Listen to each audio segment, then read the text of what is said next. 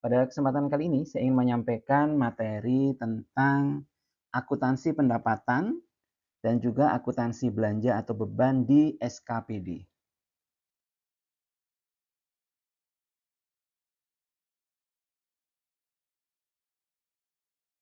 Adapun topik bahasan yang akan saya sampaikan, yang pertama adalah terkait dengan dasar peraturan yang mendasari akuntansi, terutama akuntansi pendapatan dan juga belanja atau beban atau akuntansi Pemda secara keseluruhan ya, implementasi standar akuntansi pemerintahan. Kemudian yang kedua, kita akan belajar tentang basis akuntansi yang ada di pemerintah daerah. Kemudian juga sistem pencatatan. Nah, selanjutnya dalam melakukan pencatatan juga membutuhkan yang namanya bagan akun standar. Nah, nanti saya akan sampaikan bagan akun yang ada di Pemda seperti apa. Kemudian yang berikutnya nanti kita akan membahas inti dari apa yang ingin saya sampaikan, yaitu akuntansi pendapatan. Dan juga nanti berikutnya saya akan membahas tentang akuntansi belanja dan juga beban ya.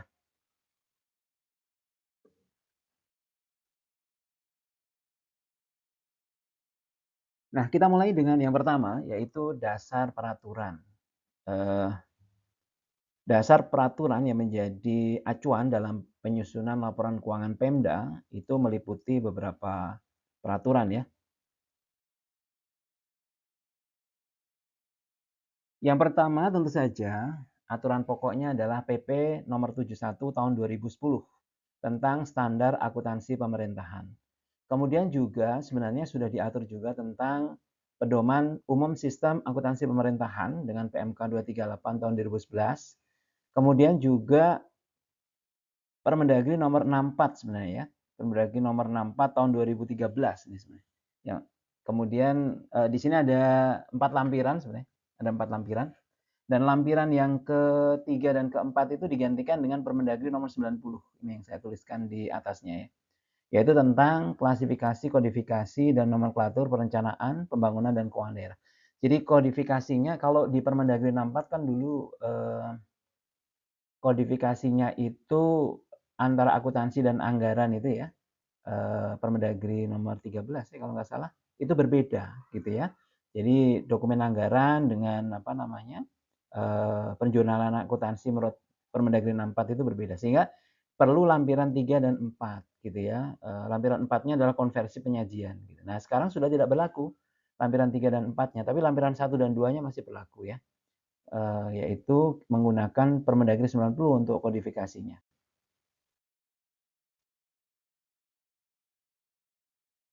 Nah, kemudian yang ingin saya sampaikan juga terkait dengan basis akuntansi ya di pemerintah daerah itu akuntansinya, itu basis akuntansi yang dianut itu ada 2 ya.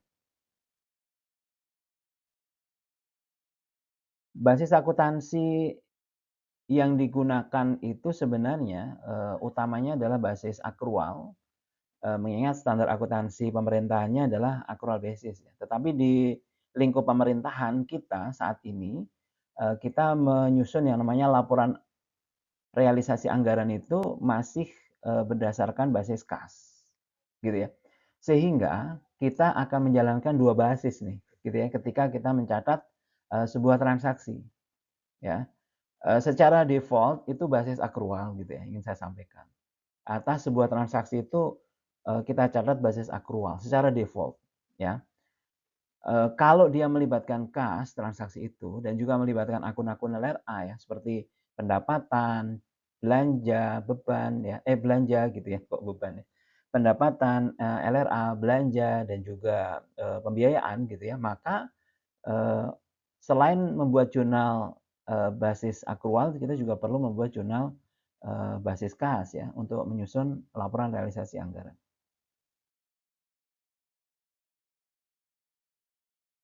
Nah, dengan demikian bisa dikatakan bahwa untuk pendapatan LO dan beban, kita akan menggunakan basis akrual gitu. Jadi nanti kalau ada transaksi menyangkut pendapatan LO ya kita catat accrual basis ya. Namanya juga pendapatan yang akan masuk di laporan operasional. Nah, sedangkan untuk LRA kita kasih kata-kata pendapatan LRA gitu ya. Jadi kita bedakan pendapatan LO dan pendapatan LRA. Artinya pendapatan LO itu yang akan masuk ke laporan operasional, pendapatan LRA yang akan masuk ke laporan realisasi anggaran, ya.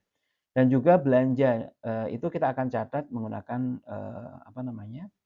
cash basis ya, cash basis. Jadi cash basis itu akan melibatkan akun-akun pendapatan LRA dan belanja, sedangkan accrual basis akun-akun pendapatan LO dan beban.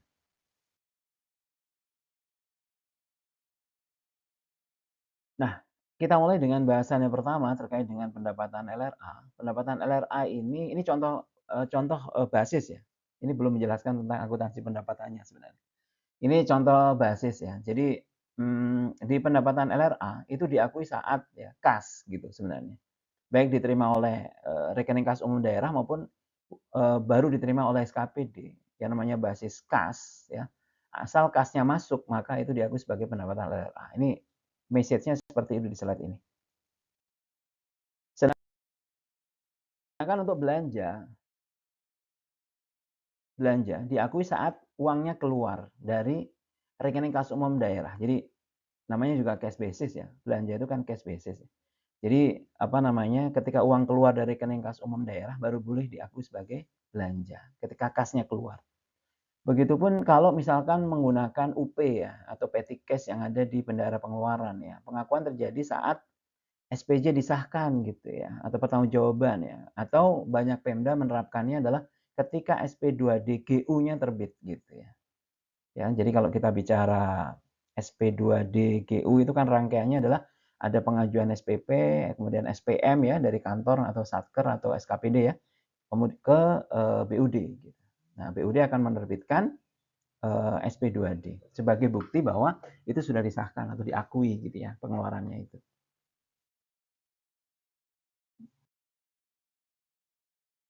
Nah, kemudian untuk pengakuan pendapatan LO itu diakui saat timbulnya hak gitu. Jadi bukan saat kas diterima, tapi saat timbulnya hak. Sebenarnya kas diterima juga bisa gitu. Nanti ada di bawahnya tuh ya. Jadi ini pendapatan LO itu lebih luas maksud saya. Jadi tidak hanya pada saat kas diterima, tapi juga pada saat timbulnya hak gitu. Timbulnya hak itu ya bisa kas diterima, bisa kita sudah memberikan barang atau jasa dan kita mendapatkan hak untuk menagih gitu ya. Nah, di sini saya tuliskan pendapatan direalisasi gitu. Ada sumber aliran masuk ya diterima pembayaran baik tunai maupun masih berupa piutang. Artinya kalau tunai berarti realize gitu ya atau realizable itu dalam bentuk piutang. Itu sudah boleh diakui sebagai pendapatan LO. Sedangkan untuk beban diakui saat timbulnya kewajiban. Jadi bukan pada saat uang itu keluar. Ini membahas tentang basis akuntansi ya. Kalau tadi belanja kan ketika uang keluar dari rekening kas umum daerah gitu ya. Nah, kalau beban itu pada saat timbul kewajiban boleh. Ya, konsumsi aset boleh atau penurunan manfaat ekonomi boleh. Jadi ada 3 kemungkinannya. Beban pada utang atau beban persediaan pada persediaan atau beban persediaan ATK pada kas gitu ya. Kemudian ada juga kondisi beban penyusutan pada akumulasi penyusutan yaitu penurunan manfaat ekonomi. Seperti itu ya. Ini menjelaskan terkait dengan basis akuntansi yang dianut oleh akuntansi pemerintah daerah. Nah, kemudian saya lanjutkan terkait dengan sistem pencatatan. Nah, sistem pencatatannya seperti apa? Nah, sistem pencatatannya kita mengenal yang namanya double entry atau tata buku berpasangan gitu ya. Jadi ada jurnal finansial dan juga ada jurnal anggaran ya. Nanti atau jurnal finansial itu basis akrual, jurnal anggaran basis kas, dua-duanya kita catat dengan mekanisme jurnal double entry gitu ya. Jadi ada debit, ada kredit gitu. Baik jurnal finansial maupun jurnal anggaran atau di sini istilahnya basis kas gitu ya.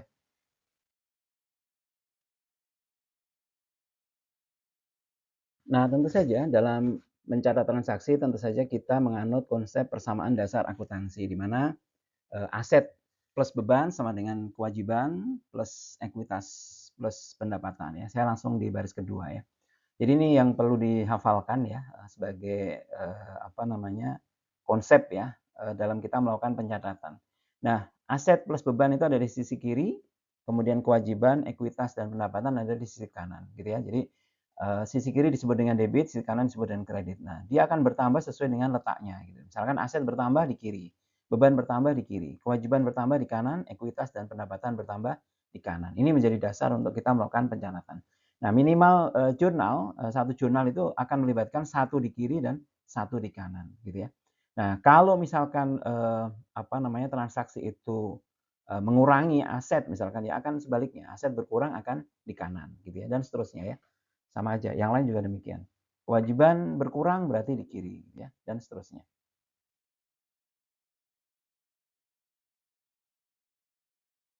Selanjutnya kita akan membahas tentang bagan akun standar sebelum kita melakukan pencatatan atau penjurnalan ya. Ini bermanfaat ketika kita mau melakukan penjurnalan.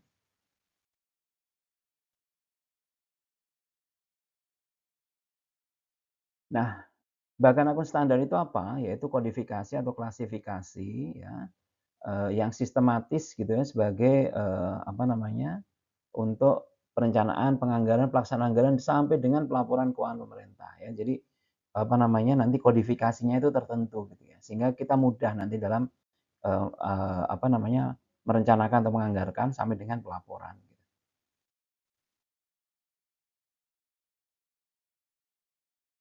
Dasar penyusunan BAS yang pertama tentu saja PP 71, yang kedua diatur secara komprehensif di PMK 238 tahun 2011 tentang pedoman umum sistem akuntansi pemerintahan di mana di situ dijelaskan ya terkait dengan kodifikasi baik pusat maupun juga daerah dan juga konsolidasiannya. Jadi dijelaskan dengan komprehensif gitu ya, sehingga nanti memudahkan dalam melakukan penyusunan laporan konsolidasi antara pemerintah pusat dan juga pemerintah daerah.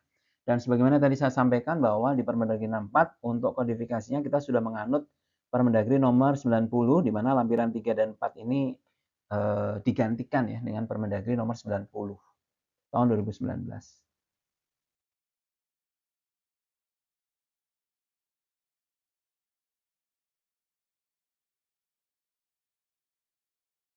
Nah, dasar penyusunan BAS PMK 238 tahun 2011 tentang pedoman umum sistem akuntansi pemerintah ya di pasal 4 itu bahwa sistem akuntansi pemerintahan pada pemerintahan daerah berdasarkan pada pedoman umum gitu ya. Sehingga di sana diatur juga kodifikasi ya. Sehingga kalau mengikuti kodifikasi yang di PMK 238 nanti konsolidasinya dengan pemerintah pusat akan menjadi sangat mudah. Nah, ini seperti yang tadi saya sampaikan di lampiran PMK 238 ya. Di sini ada bagan akun standar ya, pemerintah pusat ya. Dan juga di sini ada bagan akun standar untuk pemerintah daerah dan juga konsolidasiannya. Nah, di pemerintah daerah bagan akun standarnya menurut Permendagri nomor 90 tahun 2019 itu ada 6 level. Yang pertama adalah akun ya, kemudian kelompok, jenis, objek, rincian objek dan sub rincian objek. Jadi ada 6 level ya. Nah, di sini akunnya di sini ada satu itu aset gitu kan ya. Eh, Terus kemudian di sini ada 1.1 aset lancar dan seterusnya ya. Ada 6 level. Ini bisa dilihat di sini.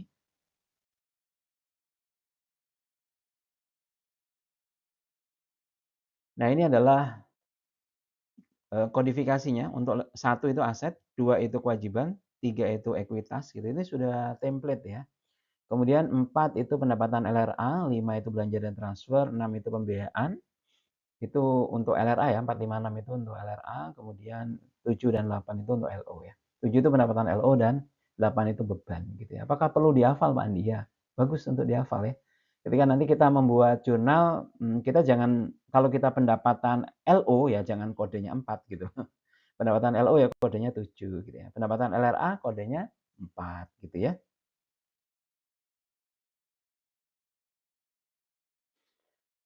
Baik, selanjutnya setelah kita mengetahui tadi terkait dengan basis akuntansi, kemudian bagan akun standar ya, di mana kita memahami bagaimana kodifikasi yang ada di pemerintah daerah untuk akuntansi.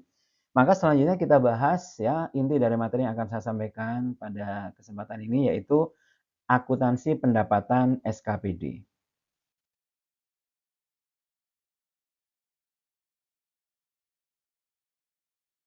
Di awal saya jelaskan jenis-jenis pendapatan SKPD. Pendapatan SKPD, kita lihat di sini ada pendapatan pajak daerah, ada pendapatan retribusi daerah, dan juga lain-lain PAD yang sah, lain-lain pendapatan asli daerah yang sah. Jadi ini adalah 3 jenis pendapatan yang ada di SKPD yang nanti tentu saja ini akan memberikan pemahaman kepada kita.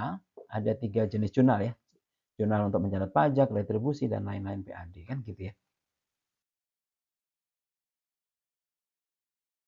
Nah, kalau kita baca Undang-Undang PDRD gitu ya, pajak daerah dan retribusi daerah, ada pembagian pajak ya. Kalau kita bicara pajak kendaraan bermotor itu ranahnya pemerintah provinsi gitu ya. Pajak hotel itu ranahnya pemerintah kabupaten atau kota gitu ya. Jadi kita ini sebagai untuk pemahaman saja, Pak. Karena nanti akan mempengaruhi akuntansinya gitu ya. Akuntansi di provinsi berarti akan mencatat pajak kendaraan bermotor. Jadi nggak mungkin di kabupaten itu akan mencatat pendapatan pajak kendaraan bermotor gitu, nggak mungkin gitu. Jadi itu memberikan pemahaman di akuntansinya juga nanti. Pendapatan itu ada 2 ya, yang pertama adalah pendapatan LRA, yang kedua adalah pendapatan LO. Pendapatan LRA itu adalah basis kas ya, sedangkan pendapatan LO adalah basis akrual. Kita bahas yang pertama yaitu akuntansi pendapatan LRA ya. Nah, definisi pendapatan LRA yaitu penerimaan rekening kas umum daerah gitu ya. Jadi semua penerimaan kas gitu. Jadi kalau LRA itu kan cash basis.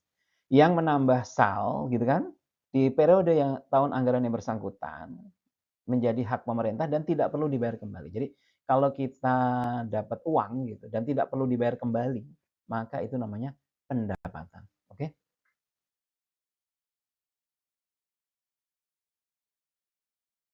Kemudian kapan diakui pendapatan LRA? Diakui pada saat kas diterima. Tadi sudah saya singgung juga ketika menjelaskan basis akuntansi ya. Jadi pendapatan LRA ini basisnya kas. Jadi kas diterima baik oleh kas umum daerah maupun SKPD. Itu sudah boleh diakui sebagai pendapatan LRA gitu ya.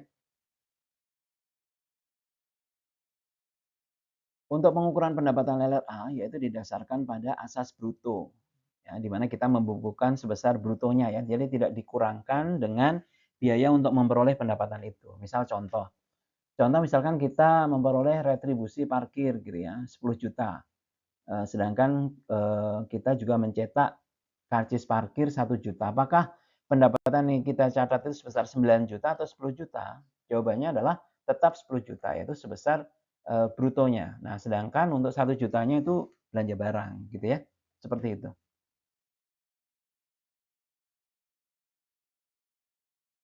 Penyajian pendapatan LRA disajikan pada laporan realisasi anggaran dan juga laporan arus kas, gitu ya, dalam mata uang rupiah, gitu ya.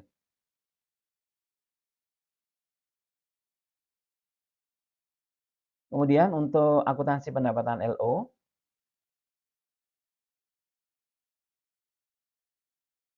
pendapatan LO definisinya adalah hak pemerintah. Jadi bukan hanya pada saat kas ya diterima, tetapi hak ya, sudah timbul hak gitu ya.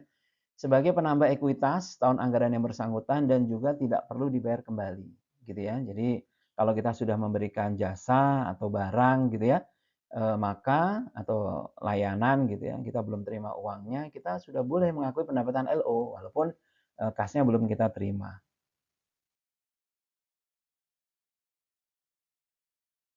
Nah, untuk pengakuan pendapatan LO diakui saat timbulnya hak atas pendapatan ini ya, atau dikenal dengan istilah earn gitu ya. Nah, pendapatan realisasi baik realize ya, tunai maupun realizable ya, masih dalam bentuk piutang. Tadi sudah saya singgung sedikit ya.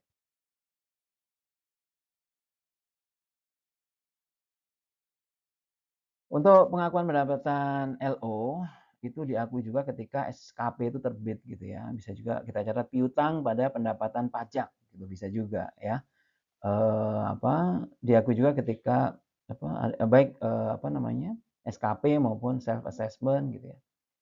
Tapi kalau untuk pendapatan retribusi itu biasanya cash basis sih, ketika pembayaran telah diterima, biasanya begitu.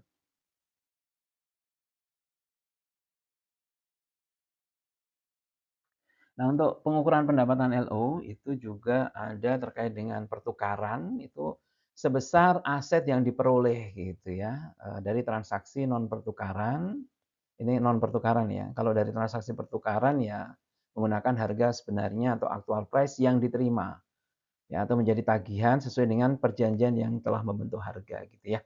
Ini sama seperti, di komersial, komersial dulu ya.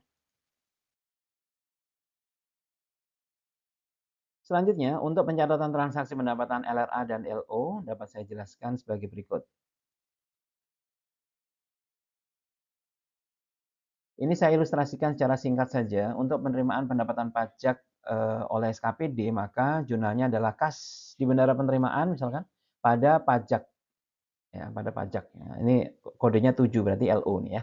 Ini jurnal finansial. Jadi ketika kita terima penerimaan ya uangnya ya, oleh bendara penerimaan ya kas bendara penerimaan bertambah, pendapatan pajak bertambah.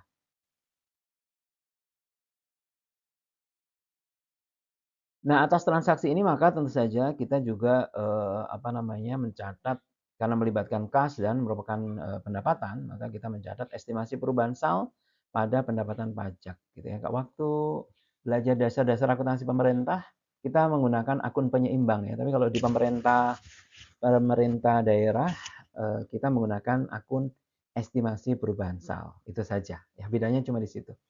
Dan sebenarnya ini adalah sebenarnya single entry sebenarnya kalau boleh saya katakan ya. Jadi kalau pendapatan lawannya adalah estimasi perubahan sal, ini hanya untuk biar seimbang aja ya. Makanya saya suka memberikan istilah akun penyeimbang lah gitu ya. Kalau belanja ya lawannya juga estimasi perubahan sal gitu.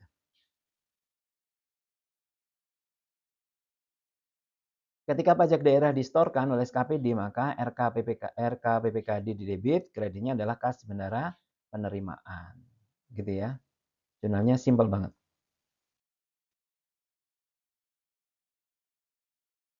Nah, pada akhir tahun jika terdapat SKP yang belum dilunasi, PPK SKPD membuat jurnal penyesuaian, yaitu piutang pada pendapatan pajak. Gitu sih, ya, simpel banget ini. LO ini ya, ini tentu saja LO.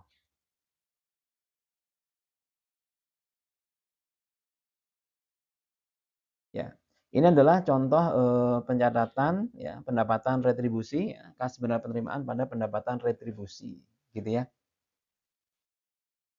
Jadi biasanya cash basis ya, cash basis. Jadi ketika diterima itu retribusi parkir, retribusi di terminal dan seterusnya, gitu ya. Nah, ketika kita mencatat, jurnal finansial, dan, karena melibatkan kas dan melibatkan akun-akun, LRA, maka juga kita buat jurnal, basis kas ya, yaitu estimasi perubahan sal pada pendapatan retribusi daerah. LRA, ini LRA.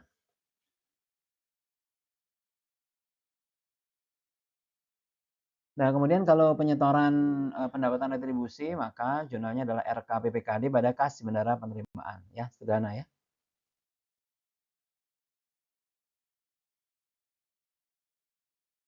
Nah, pada akhir tahun, jika terdapat SKR yang belum dilunasi, maka PPK SKPD mencatat piutang pada pendapatan retribusi LO. Gitu.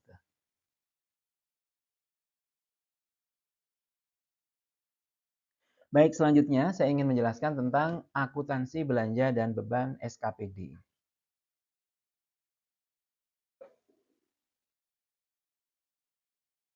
Yang pertama, tentu saja kita perlu mengetahui klasifikasi dari belanja dan juga beban. Coba teman-teman bisa lihat di sini, apa bedanya belanja dan beban nih? Akun apa yang ada di belanja dan tidak ada di beban?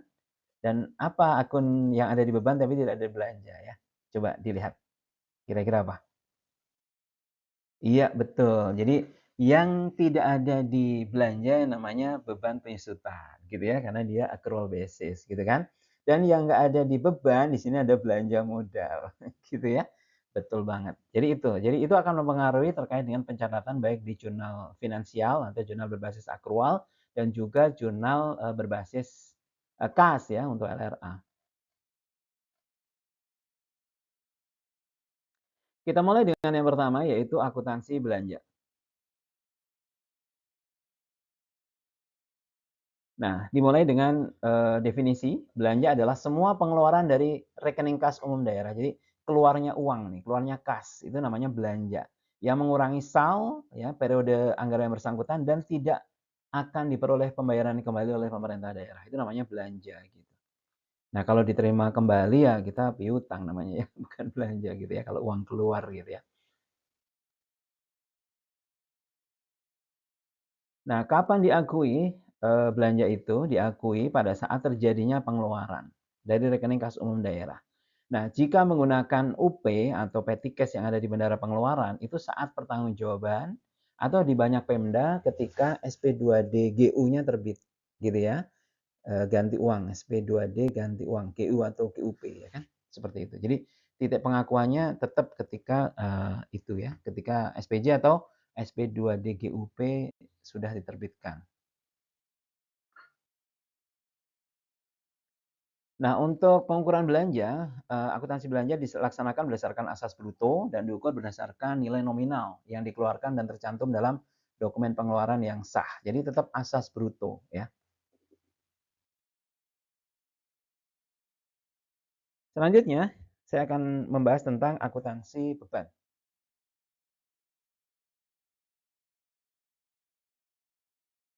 Di awal saya akan menjelaskan definisi beban. Nah, kalau kita lihat di sini, definisi beban adalah penurunan manfaat ekonomi. Jadi bukan keluarnya kas ya.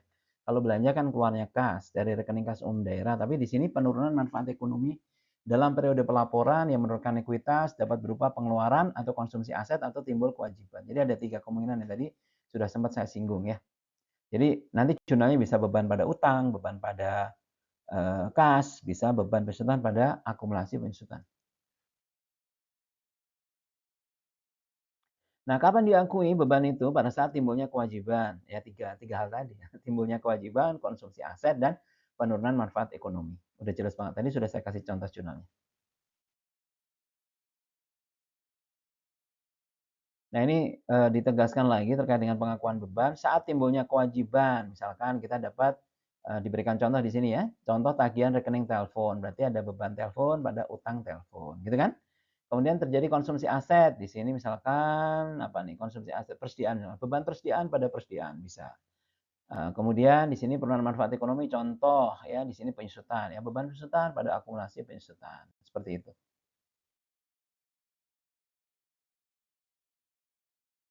Berikutnya terkait dengan beban pegawai itu beban pegawai gaji gitu ya yaitu dengan mekanisme LS ya diakui saat terbit SP2D LS gitu ya. Kemudian jika ada pembayaran menggunakan UP ya, ya telah disahkan oleh pengguna anggaran atau SP2DGU udah terbit gitu aja ya. Biasanya begitu sih. Untuk beban barang diakui ketika bukti penerimaan barang BST ditandatangani. Jadi bisa beban ATK pada utang gitu, bisa juga begitu ya, untuk yang, accrual basis-nya, gitu ya.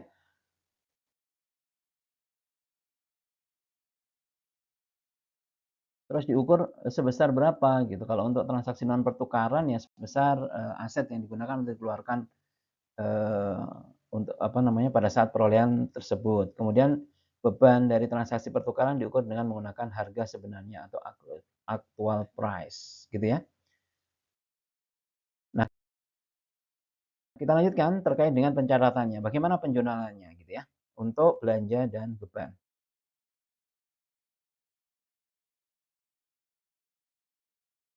Nah, di sini diberikan satu contoh ya, untuk jenis, belanja ya atau beban ya. Yang pertama misalkan, beban atau belanja pegawai menggunakan UP. Nah, ketika menggunakan UP, ketika uang keluar untuk bayar honor gitu ya, maka uang keluar dari bendara pengeluaran itu belum dicatat gitu ya. Ketika sudah di-SPJ-kan, sudah SP2DGU terbit, baru dicatat. Jadi jurnalnya beban pegawai pada RKPPKD. Juga jadi bukan beban pegawai pada kas bendara pengeluaran ya, tetapi beban pegawai pada RKPPKD. Seperti itu. Jadi pada RK. Ada juga yang mencatat ya, sebagian beban pegawai pada kas bendara pengeluaran, kemudian kas di bendara pengeluaran di debit pada RKPPKD. Ya, nggak apa-apa juga sih. Tapi kalau menurut saya ya, sesuai dengan Impress Fund System ya beban pegawai pada kas, gitu kan? Kasnya ya kas besar bukan petty cash gitu loh. Jadi RKPPKD itu kas besar. Dan karena melibatkan kas dan juga melibatkan belanja, maka kita mencatat belanja pegawai pada estimasi perubahan sal, ya, simpel. Contoh yang berikutnya yaitu terkait dengan, apa namanya, pembelian bahan habis pakai. Nah, misalkan pembelian ATK. Jurnalnya kalau untuk ATK kan memang menggunakan pendekatan beban ya, jadi beban ATK pada RK PPKD, gitu. Jadi bukan beban ATK pada kas indera pengeluaran, bukan, pada RK PPKD. Ketika SP2D GU terbit, dicatatnya pada saat itu. Kemudian, jurnal realisasi anggarannya ya belanja barang dan jasa atau belanja ATK itu boleh juga pada estimasi perubahan sal.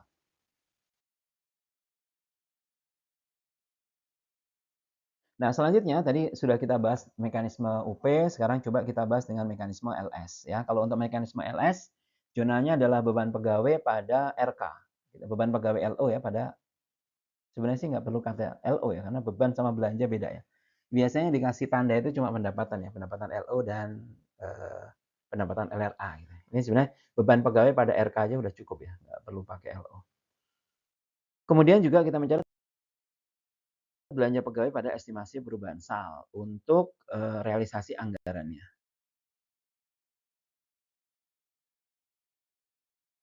Nah, kemudian kalau misalkan kita membeli suku cadang, ya kita mencatat beban ya, beban penggantian suku cadang pada utang, gitu kan?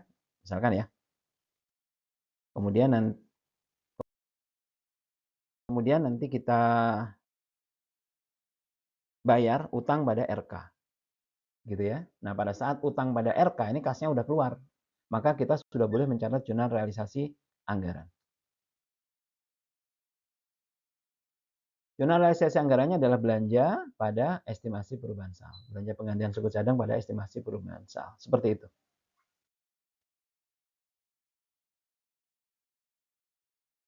Nah, kemudian untuk transaksi ya, transaksi sewa misalkan ya, sewa biasanya kalau lebih dari 1 tahun kita membayar sewa, biasanya kita catat sebagai, sewa dibayar di muka, biasanya pakai pendekatan aset gitu ya.